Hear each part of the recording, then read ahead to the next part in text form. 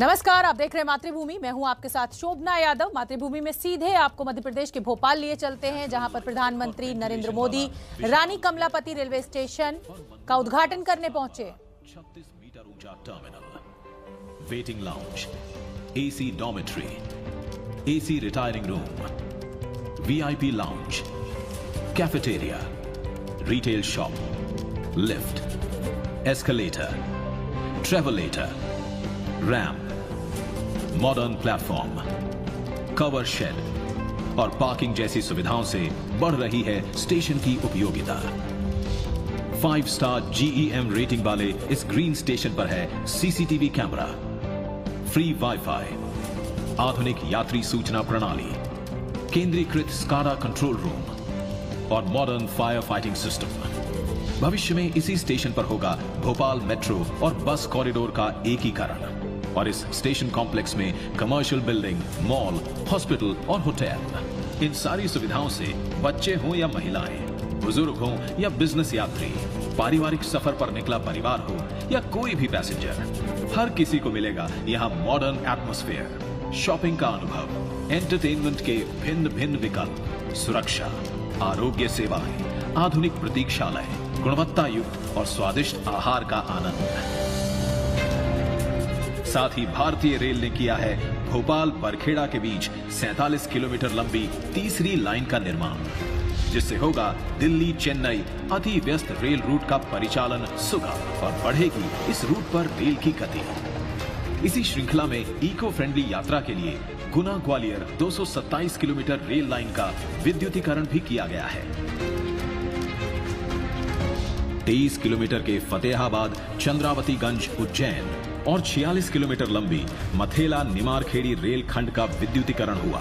साथ में रेल खंड को ब्रॉड गेज में परिवर्तित भी किया गया, जिससे बचेगा समय, मिलेगा वैकल्पिक मार्ग और कोयले का परिवहन होगा निर्बाध और तेज।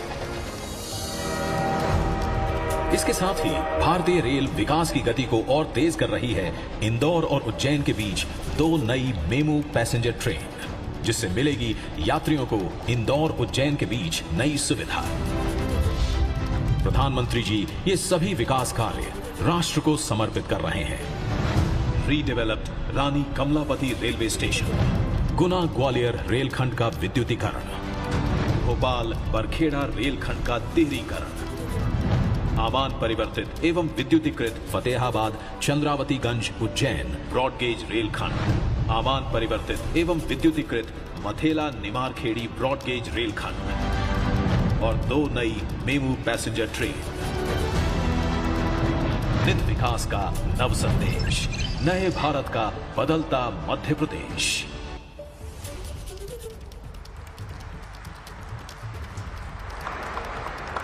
और इसी के साथ माननीय प्रधानमंत्री जी से आग्रह है कि वो उज्जैन इंदौर व इंदौर उज्जैन मेमू ट्रेन को हरी झंडी दिखाकर उनका शुभारंभ करने की कृपा करें। माननीय प्रधानमंत्री श्री नरेंद्र मोदी जी मंच पर मौजूद गणमान्य अतिथियों से भी आग्रह कि वे इस शुभ कार्य में शामिल हों।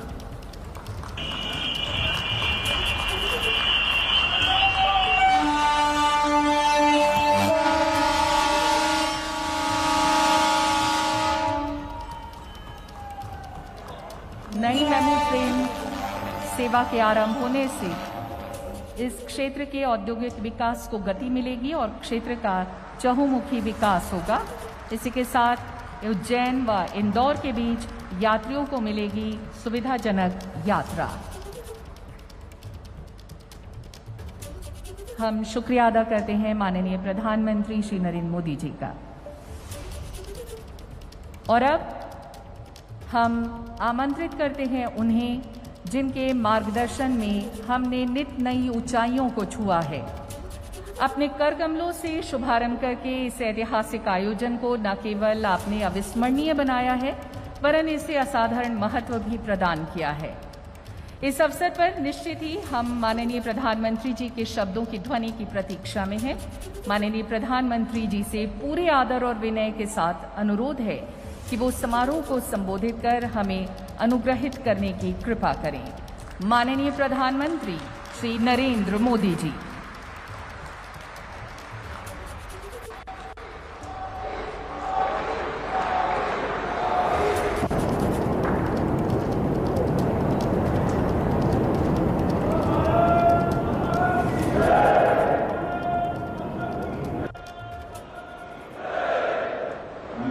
प्रदेश के राज्यपाल श्रीमान मंगूभाई पटेल,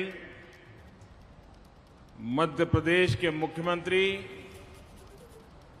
श्रीमान शिवराज सिंह चौहान,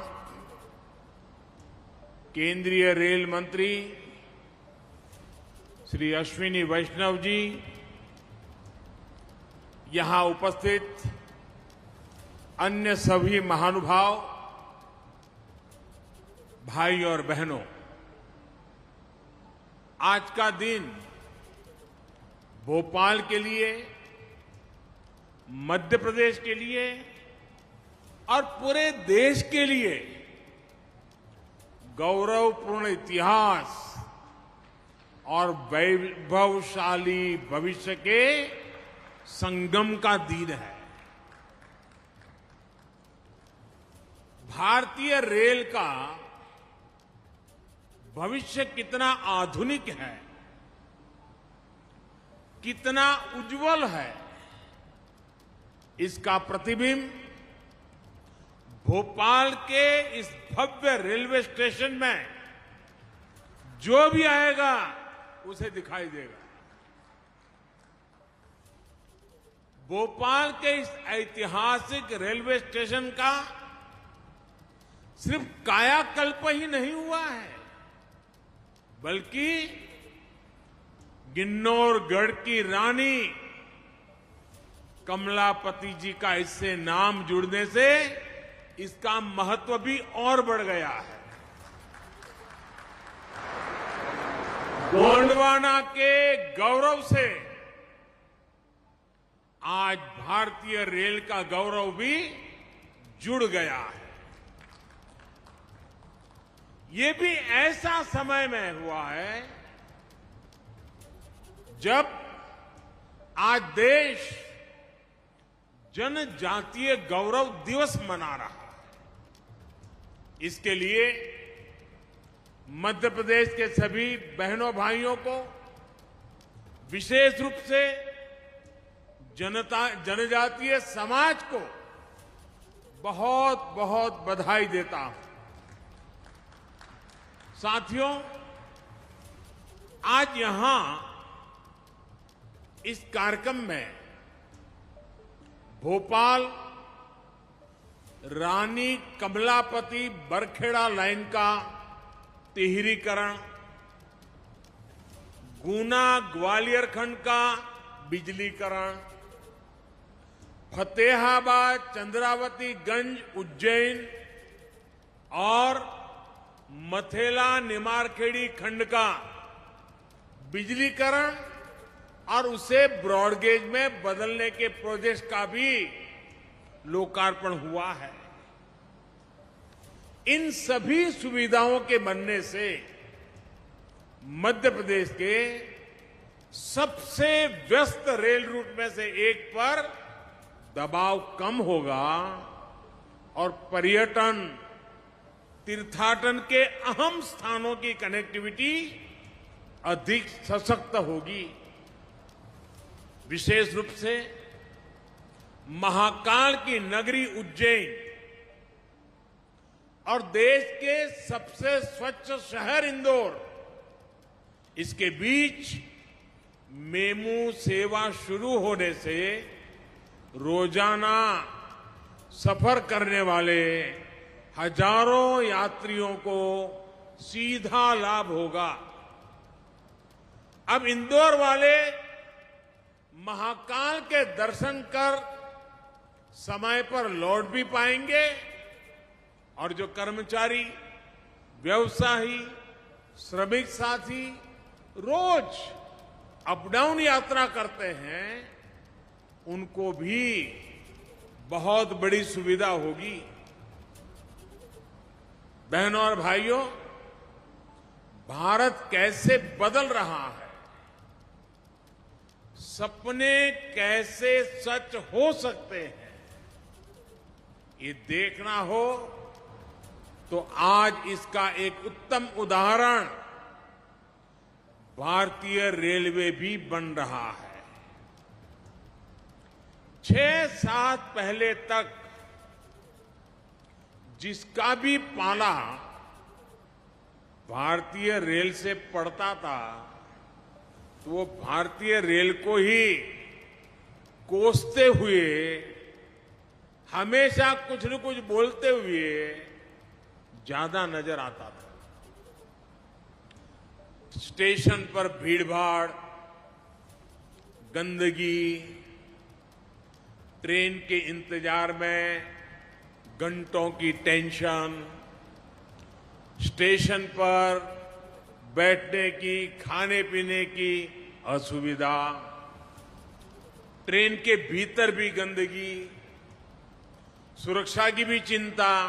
आपने देखा होगा, लोग बैग के साथ चेन लेकर के आते थे, ताला लगाते थे। दुर्घटना का डर, ये सब कुछ, यानी रेलवे बोलते ही सब ऐसा ही ध्यान में आता था। मन में यही एक छवि उभर करके आती थी। लेकिन स्थिति यहां तक पहुंच गई थी कि लोगों ने स्थितियों के बदलने की उम्मीद तक छोड़ दी थी। लोग मान लिया, चलो भाई ऐसे ही गुजारा करो, सब ऐसे ही चलने वाला है। लेकिन जब देश ईमानदारी से संकल्पों की सिद्धि के लिए जुड़ता है तो सुधार आता ही आता है, परिवर्तन होता ही होता है। ये हम बीते सालों से निरंतर देख रहे हैं। साथियों, देश के सामान्य मानवी को आधुनिक अनुभव देने का जो बीड़ा हमने उठाया है, इसके लिए जो परिश्रम दिन रात किया जा रहा है, उसके परिणाम अब दिखाई देने लगे हैं।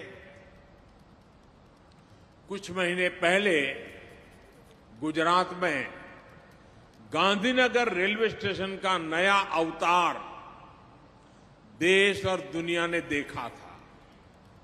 आज मध्य प्रदेश में भोपाल में रानी कमलापति रेलवे स्टेशन के रूप में देश का पहला ISO सर्टिफाइड, देश का पहला PPP मॉडल आधारित रेलवे स्टेशन देश को समर्पित किया गया है। जो सुविधाएं कभी एयरपोर्ट में मिला करती थी, वो आज रेलवे स्टेशन में मिल रही है।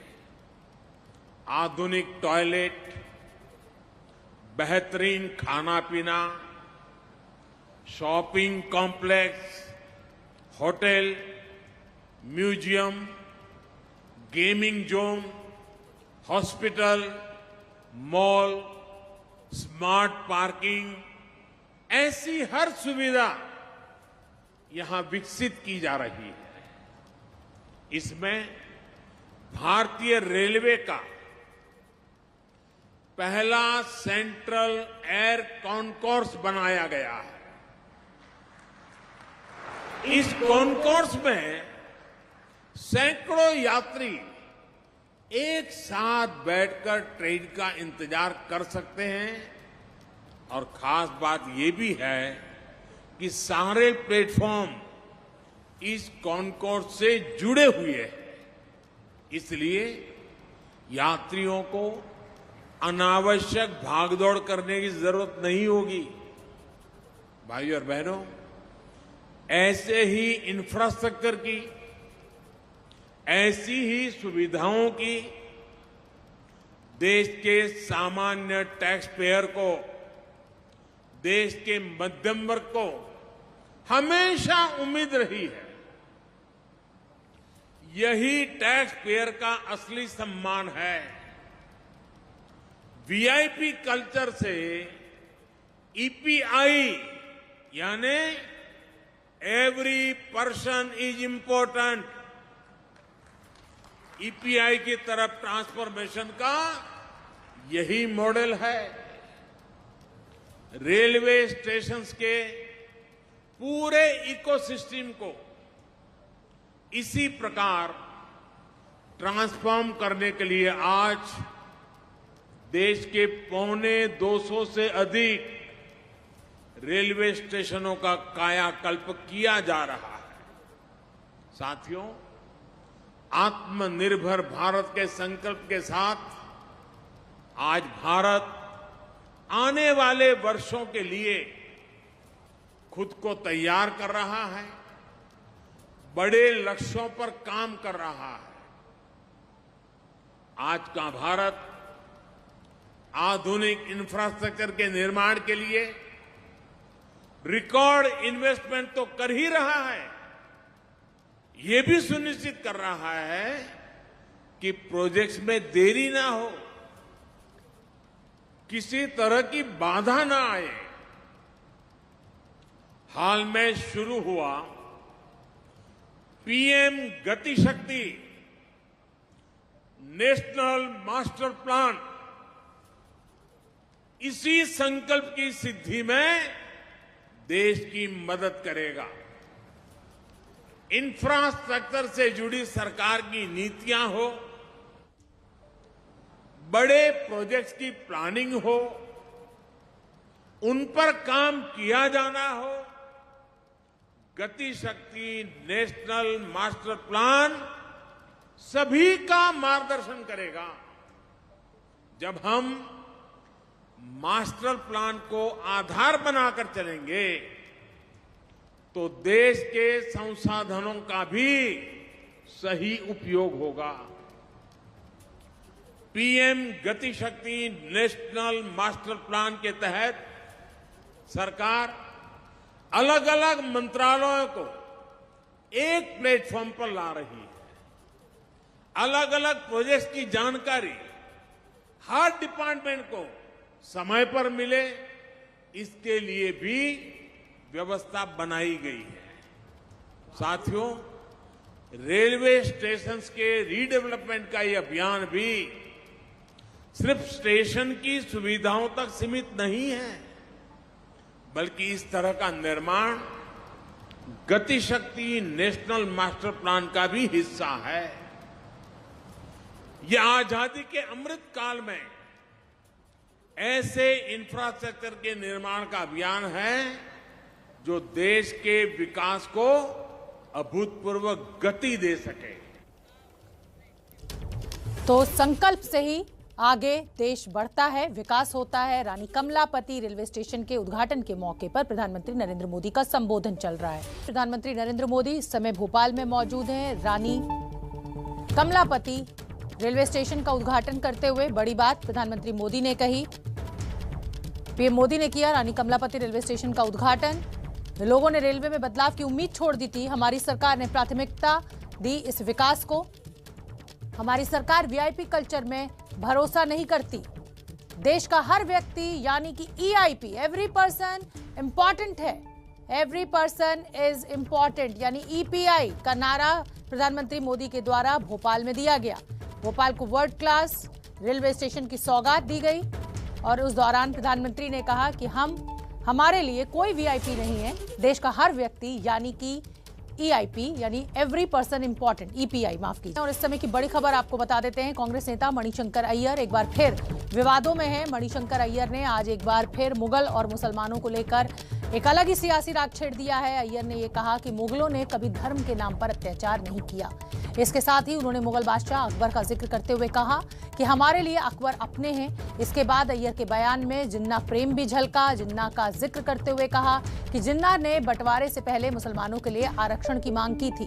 तो एक के बाद एक कांग्रेस नेता ऐसे बयान देते जा रहे हैं जिससे कि एक विवाद खड़ा हो रहा है और हिंदू मुसलमान की जो राजनीति है वो गर्म हो रही है। विदेश से वो आते थे, असभ्य लोग थे, इसीलिए उन्होंने बहुत क्रोध किया भारत पर।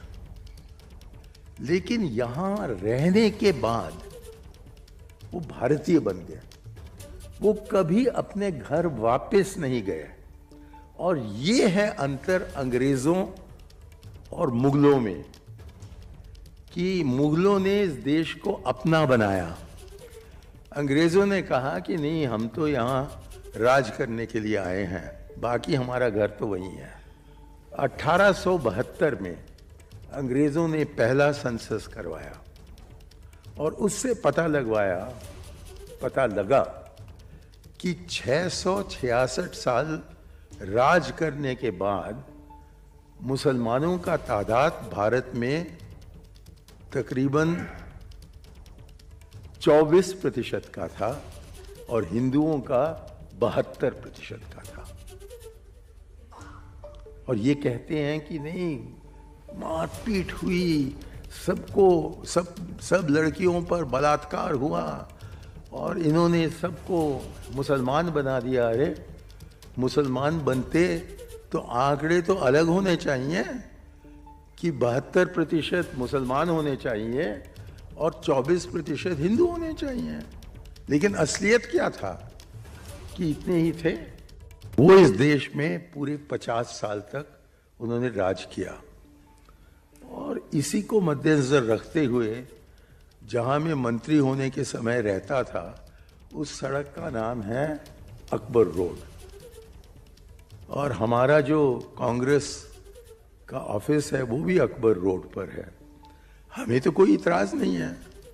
हम नहीं कहते हैं कि नहीं कांग्रेस हैं हम, अकबर रोड पर हम कैसे रह सकते हैं, इसको आप महाराणा प्रताप रोड बना दीजिए। हमने कभी नहीं कहा, क्योंकि हम अकबर को अपना समझते हैं, हम उनको गैर नहीं समझते। पार्टीशन मांगने के पहले जिन्ना जी का बस एक ही मांग था कि 30% हमें आरक्षण दीजिए सेंट्रल असेंबली में। उन्होंने ये नहीं मांगा कि हमें 80 दो या 90 दो, उन्होंने 30% मांगा और ये इनकार किया गया क्योंकि उनकी तादाद मात्र 26% की थी उस दिन। वो अलग बात है। लेकिन ये आप देखिए कि भारत वाहिद देश है दुनिया में जहां की मुसलमान आए लेकिन देश इस्लामीय देश नहीं बना। आप हमारे बाएं तरफ पश्चिम के तरफ देखें तो ईरान से लेकर मॉरिटेनिया तक सारे लोग, सारे ममालिक सब मुसलमान हैं, सभी मुसलमान हैं। और हमारे पूर्व में देखें तो बांग्लादेश से लेकर मलेशिया होते हुए आप इंडोनेशिया और दक्षिण फिलीपींस तक पहुंच जाएं, सब मुसलमान हैं, मुसलमान बहुमत है। बीच में रह जाता है भारतवर्ष और यहां 80% हिंदू और 14% मुसलमान। तो मणिशंकर अय्यर को आपने सुना। एक के बाद एक कांग्रेस नेता जो है वो विवादित बयान देते जा रहे हैं। 5 राज्यों में चुनाव होना है फरवरी मार्च में और उसको देखते हुए इस तरीके के बयान कहीं ना कहीं कांग्रेस को नुकसान पहुंचाएंगे। चाहे मणिशंकर अय्यर का बयान हो, चाहे राशिद अल्वी का बयान हो, बीजेपी इन बयानों को लेकर सियासी मैदान में उतरती है और कहीं ना कहीं हिंदुत्व का मुद्दा जो है वो गर्मा जाता है। मणिशंकर अय्यर के इस बयान पर सियासत पूरे जोरों पर है। जैसा कि मैंने कहा, जेडीयू और बीजेपी ने मणिशंकर अय्यर पर निशाना साधा है। सुन लेते क्या कहना है नित्यानंद राय का। बिना मतलब ना समझदारी की तरह दिया गया बयान है। जब हमारे आदरणीय प्रधानमंत्री जी जब चर्चा करते हैं देश की ताकत की, तो वह कहते हैं कि भारत की ताकत 130 करोड़ देशवासी है और बार बार बोलते हैं। इसलिए उस प्रकार की बयानों से कोई फर्क देश को और देशवासियों को पड़ने वाला नहीं है। उनका यह बयान बिल्कुल ही तथ्य से बिल्कुल अलग है, तथ्य से परे है। मुख्तार नकवी जो भारत सरकार में मंत्री हैं वो कहाँ के हैं? तो अपनी पॉलिटिक्स करते हैं। है मणिशंकर अय्यर अपनी पॉलिटिक्स, अपनी तरह के पॉलिटिक्स है।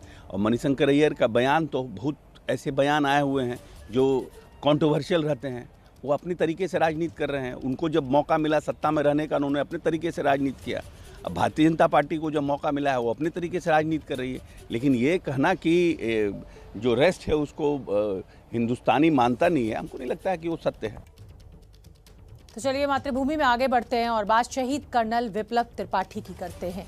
मणिपुर के उग्रवादी हमले में शहीद कर्नल विप्लव त्रिपाठी, उनके बेटे अबीर और उनकी पत्नी अनुजा का शरीर छत्तीसगढ़ के रायगढ़ पहुंचा। वायुसेना का विशेष विमान जब ये पार्थिव शरीर लेकर रायगढ़ पहुंचा तो पूरे रायगढ़ की आंखें नम हो गईं और सिर्फ रायगढ़ की नहीं, पूरे देश की आंखें नम हुई। आज लोगों ने कर्नल विप्लव देव की शहादत को याद करते हुए समर्थन में अमर रहे के नारे लगाए। कर्नल विप्लव और उनके परिवार का पार्थिव शरीर जब उनके घर पहुंचा तो पैर रखने की जगह नहीं थी। ये भीड़ आप देख सकते हैं। घर में करीब 30 मिनट में पार्थिव शरीर को रखने के बाद उन्हें रायगढ़ के रामलीला मैदान लाया गया, जहां उनके और परिवार के अंतिम दर्शन के लिए पार्थिव शरीर रखे गए और इस मैदान में कहीं भी तिल रखने की भी जगह नहीं थी। हर कोई एक बार अपने नायक कर्नल विप्लव के अंतिम दर्शन करना चाहता था। देख सकते हैं आप कि घर से लेकर रामलीला मैदान तक किस तरह बड़ी संख्या में लोग इस अंतिम यात्रा में शामिल हुए। तो रायगढ़ से हमारे साथ ज्ञानेंद्र तिवारी जुड़ रहे हैं, मेरे सहयोगी। ज्ञानेंद्र, पार्थिव शरीर पहुंचा रायगढ़ में तो आंखें नम हैं, आज पूरे देश की आंखें नम हैं और जिस तरीके से पीएलए ने कायराना हमला कर इस तरीके की घटना को अंजाम दिया, सेना अपनी तरीके से मुंहतोड़ जवाब देगी, लेकिन ये जो आंखें हैं, खास तौर पे उस छोटे बच्चे के पार्थिव शरीर को देखना हृदय विदारक है। शोभना किसी के लिए भी नहीं है, कोई भी यकीन नहीं कर रहा है। परिवार के सदस्य तो बिल्कुल भी यकीन नहीं कर पा रहे हैं, लेकिन जो आज रायगढ़ की तस्वीर है, मैं सुबह से देख रहा हूं और पिछले 3 दिनों से मैं रायगढ़ में हूं। दरअसल सेना और परिवार के सदस्यों ने ये गुजारिश की है कि हम ये नहीं चाहते हैं कि जब तक मुखाग्नि ना दे दें तो कैमरे में उनकी तस्वीर आए। इसके पीछे जो भी वजह हो, लेकिन आज जिस तरह से रायगढ़ में पूरे सड़कों में एक सैलाब उमड़ पड़ा एक अंतिम दर्शन के लिए कर्नल विप्लव के, और मैं इसलिए दूर से दिखा रहा हूं क्योंकि हम एक जिम्मेदार न्यूज़ चैनल हैं और हम नहीं चाहते हैं कि जो सेना और परिवार के लोगों ने गुजारिश की है उसे तोड़ें। दरअसल ये जो प्रक्रिया शोभना हमारे दर्शक देख रहे हैं और हम कैमरे के माध्यम से दिखा रहे हैं, अब ये अंतिम संस्कार के लिए मुक्ति धाम में पहुंच गए हैं और जो पूजा पाठ होता है हिंदू रीति रिवाज के अनुसार, वो पूजा पाठ उनके जो छोटे भाई हैं लेफ्टिनेंट वो कर रहे हैं। और जो पार्थिव शरीर है, जैसा कि आप खुद भी कह रही थी कि छोटे बच्चे के बारे में, अबीर के बारे में, जब मैं उनकी नानी और दादी को देख रहा था कि वो अंतिम विदाई अपने नाती पोते को दे रहे थे, तो वो बहुत ही भावुक क्षण था और उसके बारे में मैं खुद भी कुछ नहीं कह पाऊंगा शोभना, क्योंकि आप समझ सकती हैं कि वो पल कितना भावुक रहा होगा। बिल्कुल ज्ञानेंद्र, बाबा दादी हो, नाना नानी हो, छोटे बच्चे का इंतजार उनको रहता है, खासतौर पे पोता पोती हो या नाती नातिन हो, और इस तरीके से अगर पार्थिव शरीर पहुंचे बच्चे का तो जाहिर सी बात है परिवार के लिए बहुत मुश्किल घड़ी। कर्नल विप्लव की इस शहादत को देश नमन करता है। चीफ होंगे अभी वो पश्चिमी नौसेना कमान के flag officer, commanding in chief हैं आर हरि कुमार। 30 नवंबर से पदभार संभाल लेंगे और इसी को लेकर हमारे संवाददाता मृत्युंजय कुमार सिंह ने आर हरि कुमार से खास बातचीत की है, आप भी सुनिए। एबीपी न्यूज पर आज हमारे साथ एक ऐसे मेहमान हैं जिन्होंने 4 दशकों तक भारतीय नौसेना और भारत माता की सेवा की। 4 दशकों तक नेवी में सेवा के दौरान जिस पद पर रहे, उस पद पर उन्होंने कमांडिंग भूमिका निभाई। हमारे साथ हैं आर हरि कुमार सर। मौजूदा समय में सर वेस्टर्न नेवल कमांड है और आने वाले समय में 30 तारीख के बाद नौसेना प्रमुख की जिम्मेदारी संभालेंगे। सर बहुत बहुत शुभकामनाएं और बहुत बहुत बधाई आपको इस नई जिम्मेदारी के लिए। Thank you. क्या प्रतिक्रिया है आपकी, क्योंकि जब आपने अपना पढ़ाई शुरू किया था, आपके पिताजी तो चाहते थे कि आप इंजीनियर बने, आप आईआईटी करें, और आपको तो नेवी पसंद था, आपको सफ़ेद यूनिफॉर्म पसंद था। तो उस समय तो हर युवा इंजीनियर बनना चाहता था, तो ज़्यादा अपॉर्चुनिटीज़ भी नहीं था कि दूसरा कोई काम करें। लेकिन वो मेरे कुछ क्लोज रिश्तेदार थे, कुछ मेरे कसिन थे, वो आर्मी ज्वाइन किए थे, तो उन्होंने बोला कि आप इंडिया का एग्ज़ाम क्यों नहीं देते हो। तो मैंने बोला ठीक है कर लेंगे। तो जब मैं फर्स्ट ईयर प्री डिग्री मतलब जो 11th स्टैंडर्ड था इक्वलेंट था, उसमें मैं पढ़ रहा था उस समय, तो एग्ज़ाम दे दिया, तो अच्छा नंबर आ गया। तो इंटरव्यू के लिए बुलावा आ गया, तो इंटरव्यू के लिए गया, एसएसबी इंटरव्यू के लिए, तो वो भी ठीक हो गया। तो उसके बाद ये जब मेरिट लिस्ट यूपीएससी का जो मेरिट लिस्ट निकला, तो उसमें काफ़ी ऊपर था, तो फिर मैंने सोचा ठीक है इसी में लग जाएं। आपका करियर देखें तो आपने जहाँ जहाँ आपको जिस पद पर रहे आपने वहाँ पे कमांडिंग पोजीशन पे रही। इस अचीवमेंट के बारे में ज़रूर बताएं, अपना शेयर अनुभव करें। तो देखिए ये जो नेवी में जब हम ज्वाइन करते हैं ना, तो नेवी में सबसे चैलेंजिंग जो और सेटिस्फाइंग जो जॉब है वो शिप कमांड करना है। तो हम सब इसी के लिए एस्पायर करते हैं। तो मैं फॉर्चुनेट था, नेवी ने कमांड सौंपाया, तो हर रैंक में मेरे को कमांड मिला। मतलब जब सब लेफ्टिनेंट था उस समय एक कोस्ट गार्ड का शिप कमांड किया, फिर लेफ्टिनेंट कमांडर बने तो एक INS निशंक जो मिसाइल वेसल है उसको कमांड किया, फिर कमांडर बने तो मिसाइल कॉर्वेट INS कुठार कमांड किया, और कैप्टन के रैंक में INS रणवीर कमांड किया, फिर फाइनली INS विराट का भी कमांड मिला था। तो बहुत सेटिस्फाइंग टेन्योर था। एक अनुभव आपका जानना चाहूँगा, INS रणवीर पर थे आप, उस पर ब्रह्मोस का पोप लगाया गया और INS विराट जो हमारा युद्धपोत उस पर भी आप तैनात रहे। उस अनुभव के बारे में बताएं। ब्रह्मोस हमारे पास आना एक हमारी अलग ताकत बढ़ा देता है और आप उस पर कमांडिंग पोजीशन पर। तो नेवी में सबसे पहले जो वर्टिकल लॉन्च ब्रह्मोस सिस्टम जो है वो रणवीर पे लगाया था, और रणवीर मेरे को मेरा बहुत ख़ास जहाज़ है, क्योंकि मैं रणवीर जब रशिया में कमीशन हुआ था तो मैं उधर सबसे जूनियर मोस्ट ऑफिसर था। मतलब एक लेफ्टिनेंट और जितने 33 ऑफिसर थे उसमें सबसे जूनियर मोस्ट था मैं। और रणवीर का एक्चुअली एक ट्रांसफॉर्मेशन हुआ था, क्योंकि रणवीर का कमीशनिंग हमने 1986 में किया था, और 2008 में मैं उसको ऑपरेशनलाइज किया, पूरा रिफिट करके उसका जितना वेपन सिस्टम, बराक सिस्टम लग गया था उस पर, और sues V5 electronic warfare system सब लग के, और बहुत ही अच्छा शिप निकला। अगली खबर बिहार से। बिहार के पूर्णिया में जिला परिषद सदस्य के पति की हत्या पर बवाल मचा हुआ है। पूर्णिया के दमदाहा में रिंटू सिंह मर्डर केस को लेकर नीतीश सरकार की मंत्री लेसी सिंह पर आरोप लग रहे हैं। हालांकि उन्होंने इन आरोपों को खारिज किया है। लेसी सिंह ने विपक्ष पर साजिश रचने का आरोप लगाया है। रिंटू सिंह जिनकी हत्या हुई है उसमें ये कहा गया है कि आपके भतीजे का हाथ है उसमें। देखिए, हमारा गांव में तो मैं बता रही हूँ कि गांव में एकदम मामूली रूप से मेरा जाना आना होता था, किसी से कोई हमारा वहाँ वास्ता नहीं है। मैं अपने काम में व्यस्त रहती हूँ। तो ये तो FIR में नाम दिया गया है और पुलिस जांच कर रही है। जो भी लोग दोषी होंगे पुलिस उस पर कार्रवाई करेगी। और वहाँ ये तो बात सही है कि कई वर्षों से वहाँ पर दो गुट में लड़ाई चलती है, जो आपस में लोग लड़ते रहते हैं, लेकिन उससे मेरा कहीं से कोई लेना देना नहीं है। और जिनकी हत्या हुई है उन पर 9 केस है, जिसमें कि आप देख रहे हैं कि 9 केस है, और इसमें 302 का है, 307 का है, ये केस है।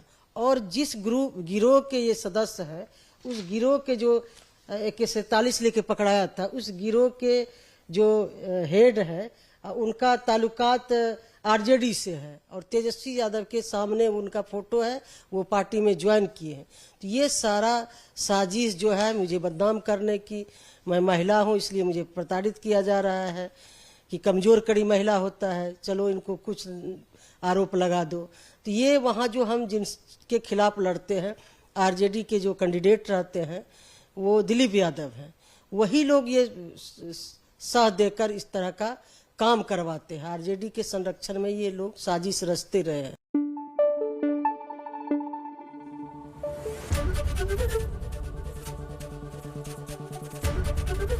ABP न्यूज आपको रखे आगे।